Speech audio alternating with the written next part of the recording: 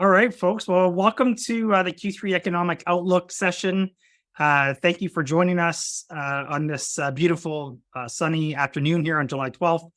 We're going to spend about the next 45 minutes to an hour together here, chatting a little bit about what's occurred throughout this year. And then we also are going to provide some comments on the real estate market and also some items to be thinking about if you're doing any of your legacy or wealth planning with your family.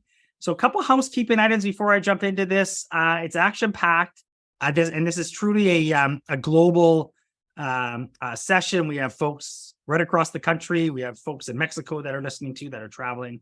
So, and thank you for taking time as well.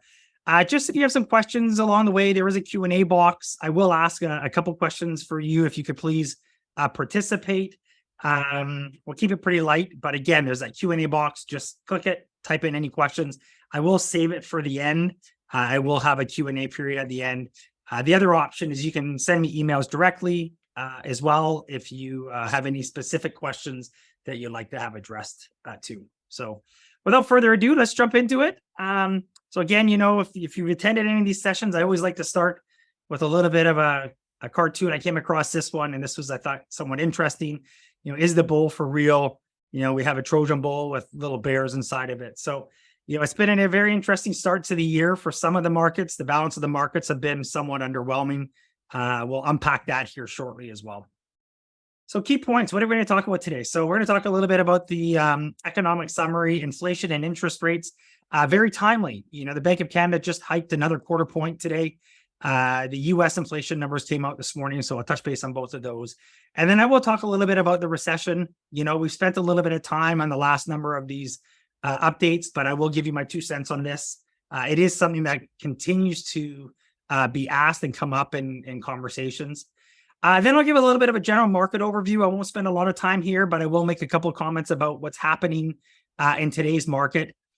And then I'll talk again about the real estate comments. So I'll provide my take about how interest rates are affecting, or better yet, not affecting our real estate market.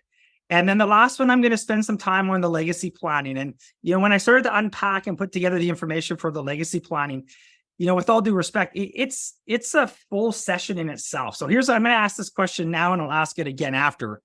But of the people that are attending, how many of you would like a session fully on legacy planning? So what I mean by that is how to pass your estate or your assets effectively down to the next generation. Okay, so that could be anything from proper planning to also being mindful of how to minimize tax and reducing the amount CRA gets from you. So I will talk about the legacy planning section, but again, there's just so much. I'm happy to do a separate session specific on this. We'll spend the full 45 minutes on the estate side. So again, please go into Q&A and just put a yes or a comment. Would be much appreciated. We'll see what kind of interest we get. All right, so let's talk about the mid-year economic summary here. So we'll start with inflation and interest rates, folks. So 2 things here. So this was the chart that we put together yesterday. Obviously, it's a little bit different today with US inflation. US inflation came in lower than expected this morning, came in just under 3%. They were targeting 3.1.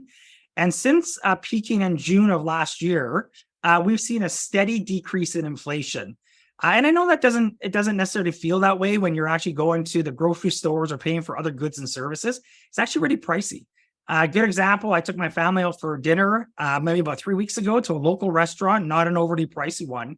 And the bill was probably 30 to 40% higher than I expected. And so it was quite a surprise. You know, obviously this has gradually happened, but I've actually seen, or what I've experienced in the last 2-3 weeks, maybe a month, it just seems like the cost has gone up even more. Okay, so just back to the US inflation quickly. You know, they've had 12 straight months of a decline, which is fantastic. Canada, it's been 11 of the last 12 months. Last month was a little bit higher, but we anticipate this to still be trending downwards to their roughly 2 to 3% target that they're setting. Now, on the interest rate side, you know, this is pretty interesting. So in the US, the Fed came out within the last week or so and made comments that they're actually going to be likely increasing interest rates. So they were quite dovish or hawkish on what they're actually anticipating is going to happen. So what they've left on the table is that they're going to continue to likely hike. I still believe we're in the late stages of this kind of rate policy that they have, But overall, we do anticipate them to maybe hike 1 to 2 more times. And I'll tell you some reasons why that's going to happen. Okay. In Canada, they hiked to 5%. So another 25 basis points. So now at a nice even 5%. What this means to you is all the banks in Canada have actually all increased their prime rate. So effective this afternoon, everyone has actually increased their prime rate to 7.2%. So if you're carrying variable rate mortgages, variable rate liabilities, you're going to likely see an uptick in your payments here in the near term. But again, I do believe we're in the late stages here before we maybe start to see some of these plateau and even start falling in the next 6 to 9 months. So you might be asking, you might be saying, Wes, you just said inflation has peaked in June of last year, so the last 12 months, yet the central banks are continuing to hike interest rates. Why is that? There's a couple of reasons. So number one, when you actually look at the labor market, which I think is critical, when we look at the labor market, generally what happens is when rates increase, we actually have job losses that tend to follow. And if we look at the two most recent rate increases in general, you can see here in 05, 09, when the rates went up leading into one of the biggest corrections, you can see that as the rates went up, job losses follow shortly thereafter. And then when you actually look, this was event driven, this was COVID here, but same thing, as rates started to go up in 2018, we can see job losses again, which were magnified by COVID, but they tend to follow. And every rate hike that you've seen going back to the 1970s, in every case but one, generally unemployment increases when rate hikes happen. This time around, we just haven't seen it. The unemployment rate, both in the US and Canada, is at decades low. So here's in the purple is the Canadian unemployment rate, which is slowly starting to track upwards. And then here we see in the orange is the US unemployment rate.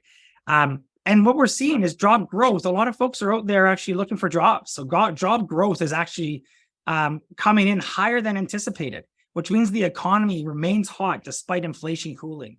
And so the central banks, the biggest concern for them is, if people are out there and they're getting work and unemployment stays low, it means that there continues to be cash in the economy. So the best way that they can actually reduce that cash in the economy is by increasing interest rates. So what is the street saying? When you look at the overall economy, what's on top of mind? So, they did a survey, the Bank of America did a survey, and they said there was 5 different items or categories that were top of mind. And the first one was high inflation, which keeps the central banks hawkish. So you might say, yeah, but high inflation is past us. Well, I would just change high inflation and just say hot economy, replace these 2 words. And that's where we are right now. Central banks remain concerned about the hot economy. And then the other form, not quite as a big concern, but obviously the ongoing global credit crunch and potential recession. Inflation is obviously much different when you get outside of North America. There are countries out there that are still in the high single digits, some even in double digits. And then the last few you get in here is a geopolitical situation if it worsens, which again, it's very difficult to plan for that. And then the other one is just systemic credit events. So if we see a black swan or something that comes out of left field, again, something that you can't really plan for. And then this whole AI or tech bubble, which I'm going to talk about as we get into the markets. So what does that mean from a recession point of view? So currently, even though the economy is doing quite well, given the fact that we're coming out of a high interest rate and a high inflationary period, most economists do expect a recession, both in the US and Canada. So roughly more than 2/3 are expecting some sort of recession within the next 12 months. And they're not just guessing or surmising, they're actually looking at a number of key indicators. And the leading indicators here, there's 9 of them. And while there's no true mathematical equation, if we look at the top 9 leading indicators that a recession could be on the horizon, 6 of the 9 are considered in the red or the problematic category, with the other 3 being in yellow. So all signs point to a slowdown. I still believe we will get into a recession. I'd be surprised if we skirt it. It is possible because the economy is being much more resilient than where it is today. But in general, I wouldn't be surprised if we do go into a recession, even if it's a short one. So the last piece I'm going to talk about the economy is just a reminder. We've seen this chart. For those of you that have attended these sessions in the past, I've actually spoken about this chart a couple times. And so what I want to remind folks about is what happens when a recession is announced, okay? And on this chart, it's a little bit hard to see. So I've actually added some illustrations to it. I'm going to focus on the period of 2008 and 9. So this one right in here, okay? Well, in 2008 and 9, obviously, we went through the great financial crisis, and the economy dipped into a recession. It was the first or the last major recession we've had, notwithstanding in 2020, which was, again, event-driven due to COVID and was very short-lived. So in 2008-9, when we went through the recession, this white line, this dotted line, that's when the recession started, okay? Now, what's interesting, it didn't get announced at this point. It actually got announced here, okay? So the recession was actually announced, close to 7 to 8 months after it had started. So what will likely happen, when they announce a recession, it's backwards looking. So what would generally happen is the economy will have already worked through some of its issues. Then central banks will come out and say, hey, we've been in a recession. This is when it started. And we'll already have been through it probably by halfway. And the same is true when we exit a recession. When we exit the recession, the same thing happens where, the economy starts to really pick up. It really starts to improve.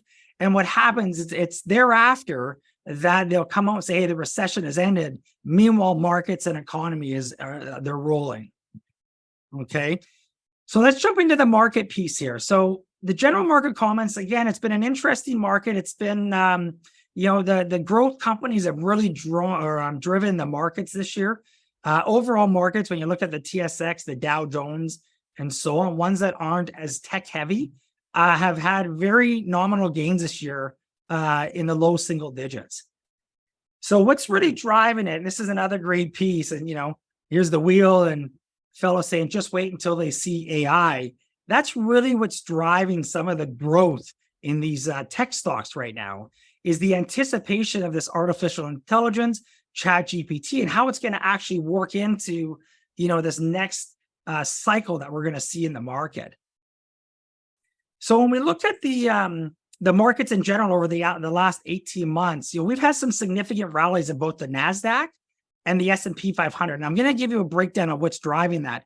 But in general, despite the good moves we've seen this year in those two major markets, markets over the last 18 months are still down between 6.5% to 15%. Now, the news out of today regarding the inflation rate in the U.S. Has actually been positive for the markets, because the likelihood of the U.S. Fed, at least a lot of folks are feeling, is they might not hike as much as what they were anticipating maybe a couple of weeks ago. But that being said, there's still some headwinds that are out there. And so, there's still a long way to go, despite what we've already seen in the first 6 months of the year. So again, what's driving it? So when we look back in history, we can look at, what we call long waves in innovation. I came across this chart and I actually found it quite interesting. If we go back, and this goes back over the last 200 odd years, if we look at the waves of innovation, in the early years, it was, water powered textiles, irons, the rail, steel, so on and so forth. You fast forward to where we are right now, and we're in the tail end of the fifth wave, which we call the digital network or software kind of media. And we're likely either in the early stages or on the cusp of this sixth wave. And that's where we look at, AI, robotics, clean technology, and so on. And so these are the companies that, it's that fear of missing out. We're seeing that significantly in the markets with some of these companies, Apple, Microsoft, Google, NVIDIA. A lot of these tech companies are really what's driving the markets, but there's very, very few companies that are doing exceptionally well this year. So it's a very narrow rally. And so when we look at the performance this year, we're actually looking at last year's laggards, okay? And we can see at the top here, the infotech, okay? They've had the most significant returns for the year, but they were also some of the worst performing last year. So if you go back over the last, 18 months, some of these are still negative for the year. Some of these companies that would fall in this category. So as an example, Tesla was down close to 70% last year. Okay, now it's had a good rally because of the AI and the tech on the go through. But again, over the last 18 months, they're still making up some of their gains. And what we're seeing right now is as we're getting halfway through the year, we're starting to actually see investors, money managers, and so on, they're actually rotating. So if we actually look in terms of the returns, the infotech, which led us in the early years or in the early months, they posted, substandard returns when you look at some of these other sectors. So energy has been the most underwhelming sector of the year, okay, where we see year-to-date returns, but June was very good. Same with materials. Again, June was very good as well. So we're starting to see a shuffle in some of these sectors. If you look at the Dow Jones, even the Canadian market, which is largely value companies, largely dividend-producing companies, because they've lagged, you have to look at it and say, hey, is there going to be a rotation where we're going to start to see some of these value tech companies start to chug along as the economy continues to improve? We're going to start seeing some returns in those sectors as well. So let me just give you an example of how narrow this rally is. So this is the Nasdaq, folks. Okay, and we can see all the various companies on this pie chart here. Okay, mostly growth companies. So the top 7 companies make up 50% of the Nasdaq currently, and these are the big 7: Microsoft, Apple, Alphabet, Amazon, Nvidia, Meta, which is old Facebook, and Tesla. Okay. So just 7 of them make up 50%. Here's all the other companies, okay, make up the other 48%. Now, these ones have had significant gains. These are what's driving the NASDAQ return this year. And if you look at the S&P 500, I found this chart quite interesting. The S&P 500, which used to be quite a diversified market, is now top heavy in technology. 26% of the S&P 500 is now rooted in actual technology, which is actually quite significant. So as the NASDAQ goes, by relation, so does the S&P 500. So when we look at the S&P 500, and this is just since mid-June, but when you look at the overall return of the S&P 500, okay, the top 7 companies have contributed to the overall return, okay, what you see here. But when you look at the other 493 stocks, which is represented by the blue, this is what the actual S&P 500 has returned this year, just over 2.5%. When you back out just those 7 companies. All right. And so when we look at from a portfolio management point of view, last year you would have been really disappointed to be owning just those 7 stocks or being concentrated in those 7 stocks, because you likely would have been down. The NASDAQ was down 34% last year. So if you had a concentration in those 7 growth stocks, you'd probably be down 20 to 30%. Okay, because they were down significantly. This year you'd be happy. So how do you pick and choose when to own them and when not to own them in terms of percentages? And this again goes back to the one chart that I actually showed on my last session. When we look at asset class returns, it is very difficult to pick and choose which sector is going to be the top performer. And I gave this example last time. When you look at commodity or energy, last year or even over the last decade, commodities have been in the bottom 3 sectors in 1, 2, 3, 4, 5, 6, 7, 8, 9, 10 of the last 11, 12 years, okay, have been in the bottom 3 performing sectors. Well, the last 2 years, they've actually been in the top 3. And this year, now they're one of the worst performing once again. So it's important that when we look at diversification, we are owning those, okay, whether we own them individually or we own them through an ETF or we own them through a pooled investment. We want our families to actually have exposure to everything. And sometimes we do overweight some of those specific areas, but we don't want to, make a best guess and invest based on the fear of missing out, and then all of a sudden have them contract, and our clients now have too much concentration and now they actually hurt themselves.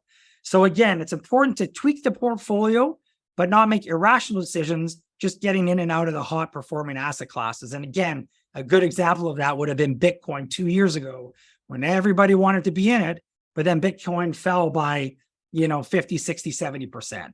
All right. So again, very important to have the proper asset allocation and actually be owning the proper stocks. I think, again, going back to the markets and the portfolios, I still think it's critical that you own a very good quality companies. Some that pay you income, I think, is ideal as the economy continues to work through the last 12 to 18 months. Okay, so I'm going to pause there. I'm going to actually switch it over and talk about real estate here in just 1 second. I'm just having a quick look. Thank you for those of you that have actually responded. I'm just looking here. Yeah, we're getting an overwhelming response on the legacy planning. So folks, we will actually do one. I will actually put some information together, and we'll hold a session between now and the next quarterly session. So probably sometime maybe throughout the summer, or maybe even in early September when people get back in. So thank you for messaging me and letting me know. Okay, guys, so let's actually switch over to real estate. I mentioned I would actually talk about this. So real estate in Vancouver, I don't know about you guys, but it's really interesting. You know, interest rates are at decade highs, and here the real estate market has not been overly impacted. And I'm hearing stories about folks that are trying to move, or they're downsizing or what have you, and they're going in to look at properties, and there's multiple bids. There's multiple bids. Prices are going for 10% more than what's been listed. And that's not on every street corner, obviously. That's just what's happening. I've heard that on more than one occasion. And a lot of other occasions, you know, the sellers are listing for assessed value a little bit over, and they're actually getting it. So in general, you know, sellers are actually, it's still a seller's market. They're getting more, equal or more than what their assessed values are. Meanwhile, there's folks that are trying to get into the real estate market. It might be people on this call or even your kids, and they're just struggling to actually be able to get their foot in the door. So let's actually unpack what's happening a little bit and why interest rates haven't had the same effect on the real estate market like a lot of folks thought it would. So biggest thing here is the inventory, guys. I'm going to spend a little bit of time on inventory, and it is a little bit of an oasis here. You know, it's very difficult to find what you're looking for. And so when we look, first of all, before I get into inventory, I'm going to talk about two pieces about mortgages.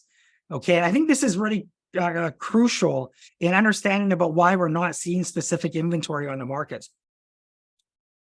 So the first one here, when we actually look at mortgages in Vancouver, what's really interesting is 50% of the homes in the greater Vancouver area, and I'm not talking North Van or West Van or what have you, but mostly in the downtown core and then kind of out to the west side, 50% of the homes in Vancouver do not carry a mortgage. So rising interest rates do not have an impact on these households, okay? And even with some of the other ones that it is having an impact on, what I'm seeing is because the rental market is so tight, and I'll talk about this in 1 second, you know, for folks to actually sell and to actually get into a rental property, it's really difficult to find a rental property, number one. And number two, the rental prices are so significant.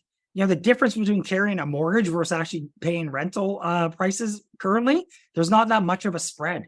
So unfortunately, folks that are actually owning right now, they're kind of pigeonholed. They don't have a lot of options. So instead of selling and renting, they're just staying. Okay. Now, you might say, but Wes, I live outside of Vancouver. Well, I came across this one as well. This is from the same time period. And this actually looks out to the valley. So Surrey, Delta, Maple Ridge, Abbotsford, a little bit on the West Van, North Van. Well, again, what's actually interesting when you actually look at, you know, from a BC point of view, mortgages are a little bit higher, but still not excessive. So less than 60% of the homes in BC have a mortgage on it right now. So there are a lot of houses right now that have no mortgages. So again, very little impact of rising interest rates that are happening currently with these homes. So that's number one, okay? The second reason we're not seeing a real estate come down is because of inventory. And what I've done is I just looked at inventory in general in BC, okay? I've taken this from the BC real estate website. And what's interesting, when you look at sales, okay, and I've marked the lower mainland, I've been specific on talking about the lower mainland. Well, we can see throughout this year, despite increase in interest rates, what happened at the end of last year to now, we can see that sales have significantly increased here in the year 2023. And the impact that has is that active listings have actually gone down. So despite the sales that we're seeing, we're not having inventory that's coming to the market to kind of keep a plateau. It's actually going the opposite way. So the supply and demand is a little bit wonky right now, okay? And so these are active listings. And then when we look at new listings, up until just recently, we're not seeing a significant upturn of active or new listings. We can actually see this since the start of last year, active or new listings have actually trended downwards for almost the last, you know, if we go into March, April, for probably 15 months, we're just starting to see that inventory starting to climb now, the new listings. So until we get a little bit more balance between listings versus selling, we're going to likely be in this period of time where real estate is going to be very difficult to get our hands on. Okay. And it's unfortunate. I saw a good piece this morning on BNN, and they were talking about this specifically. Even new developers are not building, or they're not selling the same, because with high inflation, a lot of builders don't want to commit to what the price of their actual units are going to be in the future. And the reason why is they just don't know what the cost of goods and services are going to be between now and 2 to 3 to 4 years out. So they're in the business of making money, and they don't want to enter into any ventures where they actually could be on the losing side of it.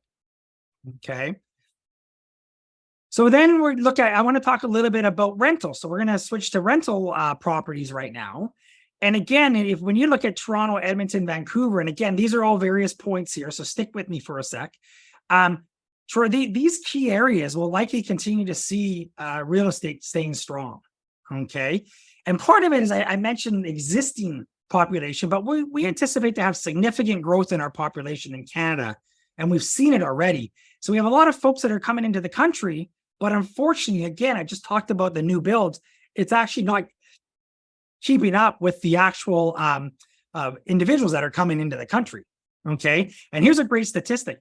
In the past 5 years, Canada has added 2.8 million new residents, but they've only built 881 new housing units, okay? And it's just going to continue to get worse, all right? So when we look at the U.S., Canada now has homes that are roughly twice the value of the homes in the U.S., so it's an issue across the country.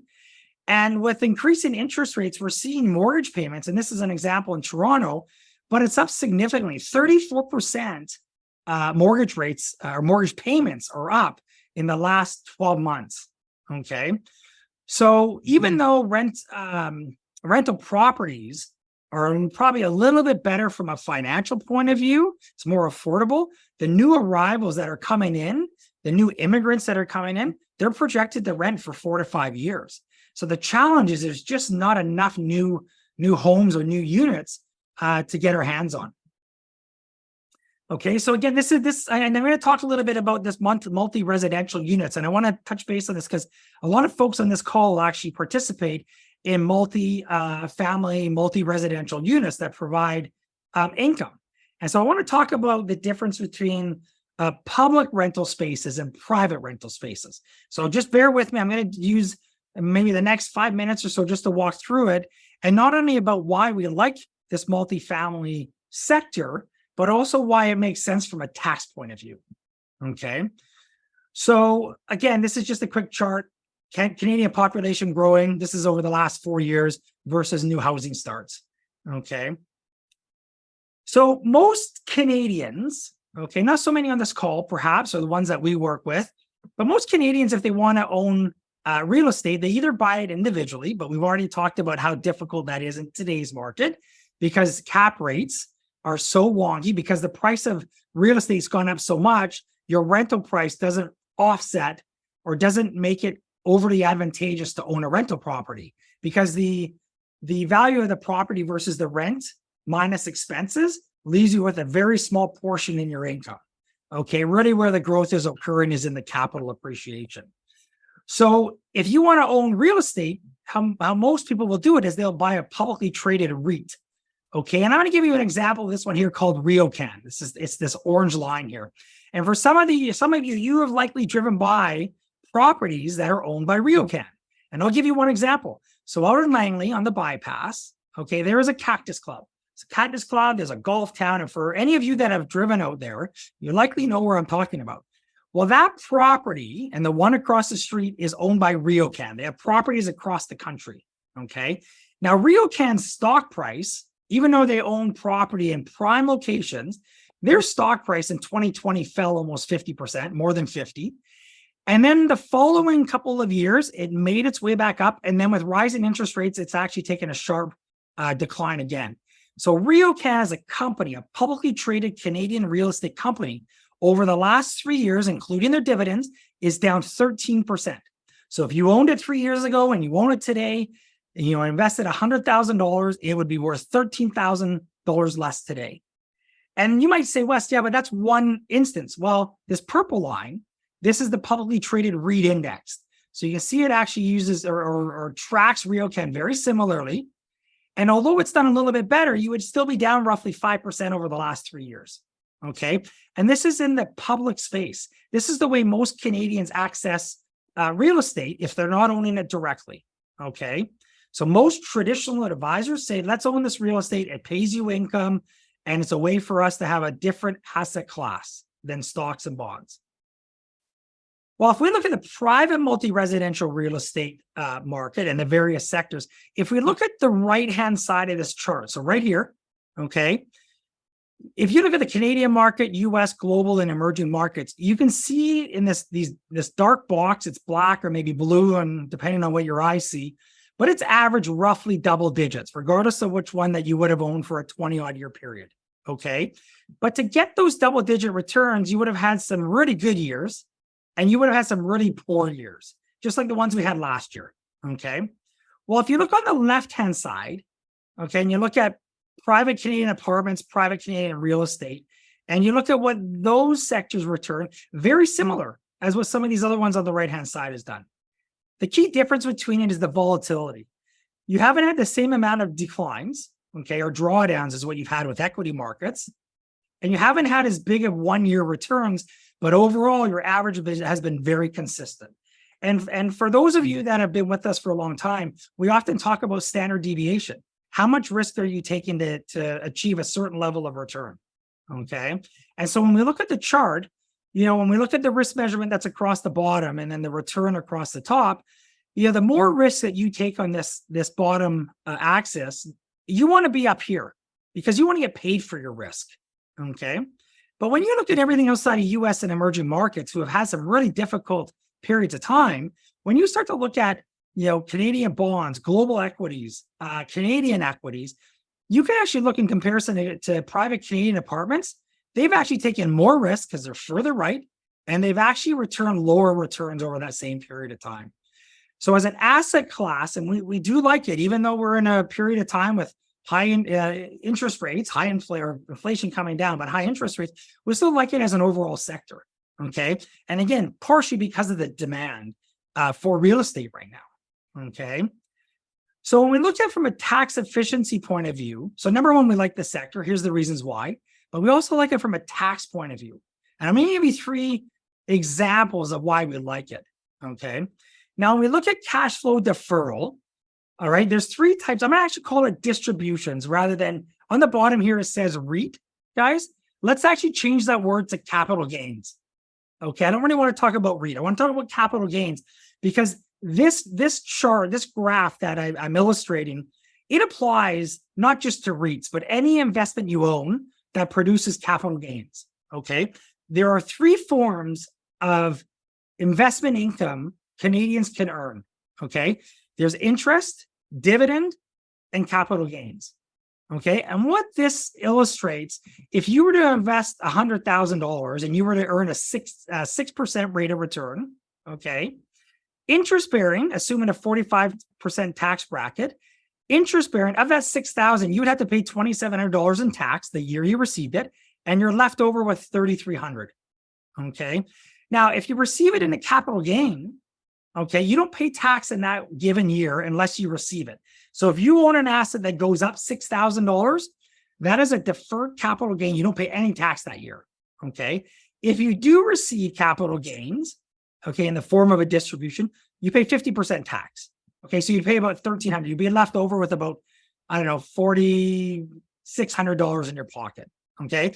Well, when you look at dividends from common or preferred shares, they're in between. They actually on 6,000, you'd be left over with $4,300.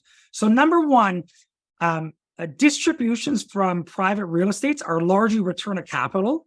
Okay, return of capital is treated the same way as capital gains, 50% taxed. Okay, number one. So we like it from a deferral point of view. Okay, number two, when we look at it over a 5-year period as an example, and we look at the tax, assuming that you sold, that REIT or capital gain producing security. Over 5 years, an interest-bearing investment, you're going to pay roughly $13,000 in tax. Doesn't seem like a lot, but if you had that on $1 million, that's $130,000. On $500,000, that's $65,000 in tax. Okay, when you look at dividends, okay, $8,500, and then again you look at the REIT or a capital gain producing investment, you're only paying $6,700 in tax along the way. So again, Capital gains, return to capital, which is treated the same, are actually taxed at the most preferential rate in today's landscape based on the Income Tax Act right now. Okay. So again, along the way, it just means that you're able to keep more money in your pocket to continue to work for you and earn money on your behalf instead of putting it in the government's hands. Okay. And then the third one, if you are going to pay along the way versus deferred, what this graph illustrates, and I think this is actually quite interesting. If you want to invest, say, $100,000 in a REIT that provides return of capital, or a stock, that has no dividend or interest, but you're holding it just for the purpose of capital gains, okay? To generate $6,000 in after-tax money, assuming you don't sell it, you got to invest $100,000, okay? But after tax, if you actually buy a stock that pays you dividends, then you actually have to invest $139,000 to generate the same return. And then interest bearing, same thing, $181,000. So this is all about after-tax dollars, how much you have to tie up your security to put the same amount of money in your pocket. So it's, again, tax efficiency. We talk about it here. We do it on a daily basis. Maybe we don't share it enough, but one of the things that we look at on behalf of our families is we look at what's called asset location. So you've all heard of asset allocation, which means, how do we position your portfolio in terms of global equities, in terms of bonds, stocks, and so on and so forth. Well, asset location is all about how you position assets based on their tax treatment. So not only the tax treatment of the securities, but also the tax treatment of the accounts. So as an example, tax-free savings account, 100% tax-free, okay? An RSP is a tax deferral. A corporate account, for people who have corporate accounts, they're taxed a little bit different as well. Everything is taxed at 50% based on passive income, okay? And then in a non-registered account, it's tax preferred because, again, capital gains will be taxed at a lower amount. So what my point is, if we're going to own a lot of interest-bearing investments, it's better to own those in an RSP where it's sheltered and own our capital gain producing investments, maybe stocks or what have you. We own those in non-registered accounts. And we try and actually blend it as best possible because nobody's going to have the exact amount of assets in every single account to make it work 100%. But we want to be mindful of the tax that's being generated from your assets and try and minimize it as best we can. So that's something that we do on a quarterly basis. We look through everything. Dave, for those of you that know David on our team, every quarter he's going through portfolios and reviewing them, making changes, investing cash, and also looking at asset location and trying to tweak it as best we can. Okay. So I'm gonna move on. I promised that we would get to the estate considerations, and I mentioned this is a webinar on its own. We're at the 40-minute mark, folks. I'm going to try and spend about 10 minutes on this. I do want to commit that I'll chat for 45 minutes to 50 and then open it up for questions. And because we've had an overwhelming response about folks saying, hey, let's actually have this on its own session, what I thought I would do is there is a lot of different ideas about how to minimize the tax that you're going to give to the government come estate time. But for a lot of folks on this call, you got to start somewhere. Because we talk about wills and power of attorneys and so on, and we have these conversations frequently, but nudging everybody to get it going is sometimes difficult. And folks, it's not important until it's important. And I speak from experience. My dad was sick a number of years ago. And at the time, my parents, they were somewhat stubborn. We pushed to get him to do it. But it took my dad being unwell to jumpstart getting these plans in place. And so it's really important that we're trying to be proactive on doing this as opposed to waiting until it's really needed, because sometimes you actually can't get it in place properly. And again, that happened with my in-laws as well. My father-in-law, same thing, became unwell. They did not have a power of attorney. They were old school. Same thing. They wanted to do it, but it wasn't top of mind. They were living life. And he was struck with dementia, and they couldn't get a power of attorney in place because he couldn't sign on it. So we had to go through different channels, legal channels, have to get doctors involved and so on. And the challenge is, instead of it costing a few $100 to get a power of attorney in place, it cost in the thousands. It was roughly $8,000, and it took about 7 months to get in place. So some of these things, again, it's getting the ball going, having those discussions, whether it's through someone like myself or a lawyer or what have you. But again, we want to start getting it going and getting things in place. Okay. So let's actually talk about this. So what's the benefit of some estate planning? So tax efficiency, obviously the big one is we want to have the government receive less money of your estate. We want to have more for your beneficiaries. Okay. Family harmony. The challenge when you don't have a will, folks, is, and I've seen it, unfortunately, the courts step in when the last person passes away. They decide how your assets get broken down. And a lot of times that means family harmony can be affected. Okay. So if you really want to have your wishes with your estate being broken down properly, you want to make sure to be able to document that and make a direction or give direction on how you want to be broken down. Again, speed, no lengthy court delays, because now the court doesn't have to get involved in order to come up with how your assets are going to be broken down. It still takes a little bit to go through probate. For those of you that have done it as an executor or what have you, it's a process. It really is.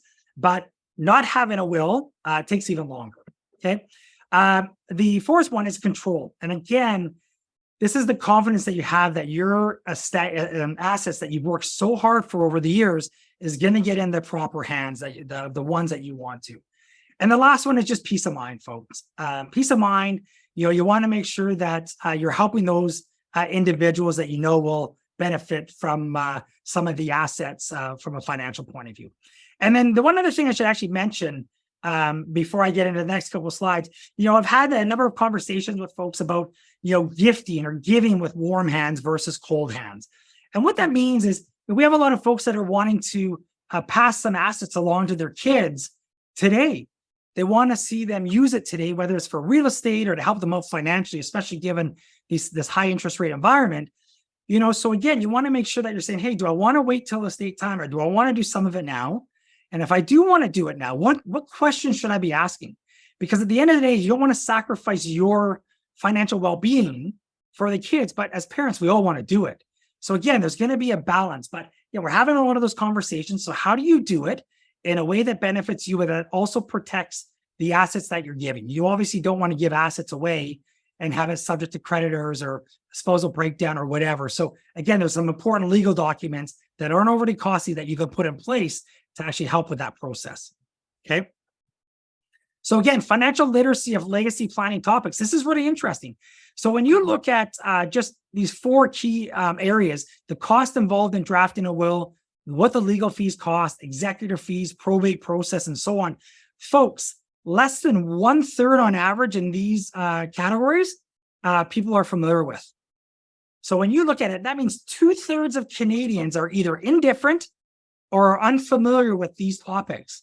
So it's really difficult. If you don't understand the topics, it's really hard to get started. Okay. So again, you need to have those conversations to get the ball rolling so you can make some well-informed decisions. Okay. And then here's some of the more common reasons for not having an estate plan. I hear this often. I don't have enough wealth. I'm not uber wealthy. Folks, real estate, most Canadians that have a property, they're wealthy. And so what is going to happen with that property? For those of you that have second properties, cottages, investment properties, what have you, how are those going to be affected? How are you going to give them away in the most tax efficient manner? Okay. I'm too young or I don't have beneficiaries, so I don't really need to deal with it. You sure do. Folks, just really quickly, it's, again, it's not important, might not be important today, but at a certain point in life, you're going to look at things and say, hey, I really want to make sure I'm maximizing, the assets I've had and what I've accumulated in my lifetime. I want to make sure they're going to the right places. Okay. So sometimes it just, so much time passes, you're actually a little bit late to the game and people are scrambling later in life to figure this out. The sooner you start, the better. Okay. Some of it, I don't know where to get advice. Folks, we're not lawyers, but we understand, what you should be asking and we can point you in the right direction. Okay. And then again, some folks just say, I don't need a formal estate plan or will. I beg to differ. Again, I had a client say everybody has a will. One is either you've given direction on how you want your assets to be dispersed, or the courts will come in and they'll make that decision. So you can either take time to make sure that you're providing your wishes, or like I said, you just leave it up to some random individual that's going to help break it down. All right. So again, a few minutes here. I'm going to actually go through, there's about 13 common planning mistakes. I will run through these quickly. For those of you that are going to try and jot this down or take photos, there will be a replay of this. So hang tight. Again, I'll go through this, lots of info. So number one, not having a will or a power of attorney. Again, this is basic and is an all too common mistake. not to have just a basic will and power of attorney. Okay. A lot of will drafting errors. Okay. I have folks that will talk to me and say, hey, what if I just use one of those will kits or a handwritten will? Okay. Handwritten will called a holograph will, do it yourself, known as a stationary will. I like to call it a will kit because a lot of people will just try and get it online and do it from there. The issues with that is if the estate is ever contested, if you overlook anything, if you have intentions of how you want your assets to be broken down and you haven't drafted it clearly, there is an opportunity or there is the chance that your will could be contested or what have you, and your wishes will not be followed through with. So just a quick question or a quick comment on that. Folks, a will and a power of attorney might cost maybe $1,000 to $2,000, depending on what kind of lawyer you go with. Depends how complex your situation is. We're dealing with estates that are in the hundreds of thousands, if not millions of dollars. It is a very good investment to actually have a proper will drafted for you. Okay. Should you use multiple wills? Okay. There is an opportunity where you have multiple wills where that breaks down the assets that actually go into the estate and the ones that do not go into the estate. So you might look at ones that have two separate wills or multiple wills. Okay. Another one is if you actually leave too much discretion within a will. Okay, because you're not quite sure. So you put a will together, but you make it somewhat general. The more discretion that you give in a will, the more likely that your wishes will not be fulfilled because the executor might take too much liberty with your what you've outlined in the will. Okay. Beneficiaries inheritance at risk. I think this is a really critical one. I had a conversation this morning with a fellow. So one of the things that we get is, hey, I have these assets. I want to gift them to my kids. Okay. But what their concern is that if I have my assets that go to my kids, what if they're in a common law relationship? Or what if they're in a relationship that there's a breakdown? While my wish isn't for my assets to actually go to that partner, that ex-partner, I want to protect it for my kids. And before there used to be a way to do it through testamentary trusts and so on, there has been changes to the Income Tax Act. There's also been changes to the matrimonial kind of law about family assets or inheritance forming part of family assets. But the challenge with, even though inheritance do not form part of family assets any longer, the challenge is when you start commingling that money. So as an example, let's say I received an inheritance. My wife and I decide to buy a property. 10 years from now, we decide to separate. Well, it might be really difficult for me to figure out what my inheritance is that should just be in my name versus what's going to get split between us and so on and so forth. So it's really important that you have clear instructions in the current will. And then more importantly, if this is really important, that you start to look at the potential use of trusts, testamentary trusts, and so on. Okay. So here's one: failing to name a beneficiary, naming an estate as a beneficiary. Again, this gets you into the situation where you get the courts that are going to be deciding. Adding a joint owner other than your spouse. Again, this is one that's interesting that comes up where folks will say, hey, I have a bank account or I have a house and I want to put my kids on it. There's some pros and cons to it. The biggest drawback is that once you add somebody else to the account, you actually lose some of your control. Okay, number one. Number two, there can be tax implications of doing this as well. So again, you want to make sure to be having conversations so you understand the benefits and the drawbacks of adding an individual as a joint owner on an account, a property, and so on. Okay, in some cases, you can use unused charitable donations. So here's an example of how you can help reduce estate taxes, reduce how much you give to the CRA. So that is not only come estate time, but that is also during your lifetime. So if you have unused charitable donations or you're thinking about making some, there might be a way to actually gift stocks or equity with big capital gains to defer it. There might be ways that you can draw money out of the RIF or the RSPs. That's a taxable event. But if you actually make a contribution to a charity of some sort, you actually get a charitable tax credit. The benefit is you can offset some of that. So some of this might happen during your lifetime to reduce your estate tax, while others might happen come estate time. Okay. Overlooking the use of an estate bond to minimize wealth erosion to CRA. This is a great way of minimizing how much tax goes to the government, folks. So if you actually look at a lot of people just say, no, there's lots of assets. When I pass away, whatever's left over my estate or my beneficiaries will get. Whatever CRA gets, they get. Well, the challenge is, again, when you get to that point of time, you might start to think, man, I don't want CRA to be my biggest beneficiary. So what can I do today in order to have less of my estate, go or be eroded versus what's going to go to the government? And there's some proactive planning that we can be doing that, again, I can dissect in the next session that may or may not make sense, but you should at least be exploring it to make sure that you understand it so you can make an accurate and a well-informed decision. Okay, 5 more here, folks. Just hang tight. This is a good one. Treating equal beneficiaries unequally. Okay, so this is the last one I spend some time on, then I'll just touch base on these other ones. So as an example, a lot of folks will say, hey, I'm going to give this account to one of my kids, and then I'll split the other account to my 2 other kids. Okay, and let's say in this example, it gives an example below, but let's say you had a $3 million estate.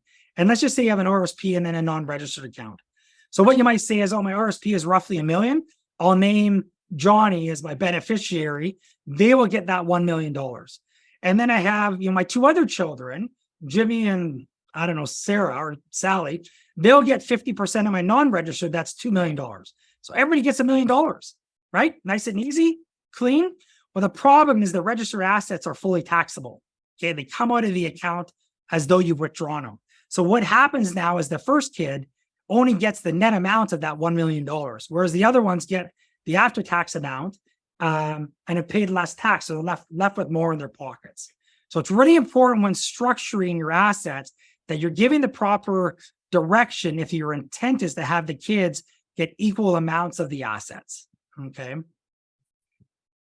Spousal issues, again, I talked about second marriages already. Again, if you leave an inheritance, and again, it's subject to the other the breakdown of the marriage. And then again, minor beneficiaries. Here's another one that's important. Minor beneficiaries you want to give consideration to. You likely want to set up a trust, have a trustee, and the beneficiary would be the minor beneficiary.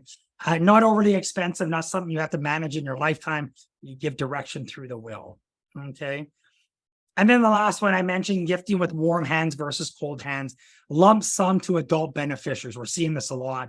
Again, you want to make sure you have the proper documentation in place to protect those family assets if it's important. Okay. So again, I've given a lot of information on the legacy piece. I think all of these are great items to be mindful of or to be top of mind. Again, all of these are some tax planning to minimize what you give to CRA. We will unbundle that more in the next session. I will give some specific examples. But for those of you that are just starting, this is the foundation. These are the things that you should be considering before you actually speak with a lawyer. And then once you do speak with a lawyer, okay, rather than a notary, lawyers can do trusts. What we're finding is costs between notaries and lawyers are actually getting pretty similar for a reasonably priced lawyer. Okay. But in any case, regardless of which way you go, most often they have a process in place. So some people say, I don't know where to start. I don't know what questions to ask. Well, often if we can actually pair you up with a good legal representative or a notary, they will have a process that can start to uncover some of these items that you should be considering, that you can give some thought to how you might break down some of those assets. And then as well with us, we're there to help guide you as well, to maybe say, hey, have you given this consideration, or so on and so forth. Okay. So that's the last slide, folks. Like I said, it's been, there's a lot of information today. Again, when I was starting to build this session, like I said, I was excited to present it. I know that latter half of legacy planning is extremely important. For those of you that haven't thought about it, you should start. And then again, we talked about the economy, markets, and we also talked about real estate. So kind of 4 powerful sections. So I'm going to open it up for questions. I'm going to look through here if I've had any questions here just in general. In the meantime, feel free to type away, and I'll answer any. I'll spend about 5 minutes here because I want to keep you guys on time. So just hang tight.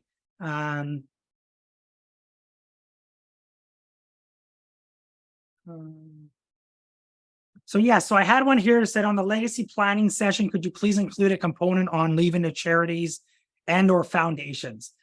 So yes, I will definitely take that in, and we will include examples with that too. So, okay, so I have actually a couple questions. I'll just go through them really quickly.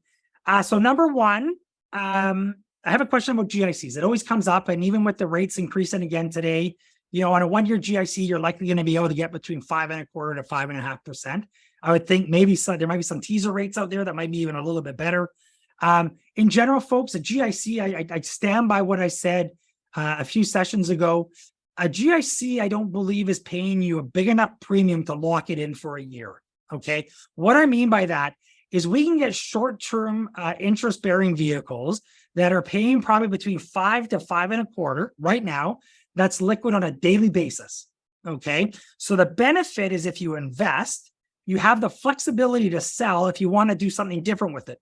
If all of a sudden the economy continues to improve, interest rates come down, they're starting to really engage the economy with a cash or quantitative easing, you want the ability to be able to sell and rotate your assets. When it is locked into a GIC, you are locked in for that 1 year. So if we can get roughly 5.25 in a short-term interest-bearing investment versus 5.5, that difference of 0.25, like I said, I don't think it's worth it. Okay. Then the second thing with this is I'm also coming across a lot of folks that are saying, hey, the markets have been wonky. I think I should sit on cash. I should sit on cash because I don't know what I should do with it. Okay. I understand. I get it. It's been a little bit of an emotional a roller coaster over the last 18 months. But folks, worst case, our job is to teach you to make sure your money is working as hard as possible. So what we've been doing, and we included, we've been using this cash that's getting, 1, 2, 3% of the bank in a savings account. And we've been rotating into some of these short-term securities are paying 5 to 5.25, maybe as much as 5.5. So if you're sitting on cash, let's just park it there. Okay. So give us a call, send us an email. We can give you some ideas. But again, I had somebody yesterday, $500,000 sitting in cash. The difference between what they're getting and what we could actually earn them here with not a lot of different risk is probably about $12,000 to $15,000 a year. Okay. So anywhere between, $1,000 to $1,300 extra per month, not by taking more risk, but just by doing something different. Okay. Okay. I have someone here. So they said they're asking about bonds. So they're saying, hey, what about bonds? Obviously we hear the whole 60-40 portfolio, 60% equities, 40% in bonds. Folks, bonds, traditional bonds, they haven't done overly well in the last 18 months to 3 years. The returns on them have actually been barely positive cumulatively for the last 3 years. And the reason why is when bonds and rising interest rates, when rates go up, bonds go down. And because we anticipate other rate increases here, not only today, but maybe another 1 or 2 on the horizon, I anticipate bonds to stay weak. Okay. And here's the rationale behind it really quickly. So if you have a bond that's paying you 2% or 3%, when you have a bond, it has a value to it. There's a principal amount.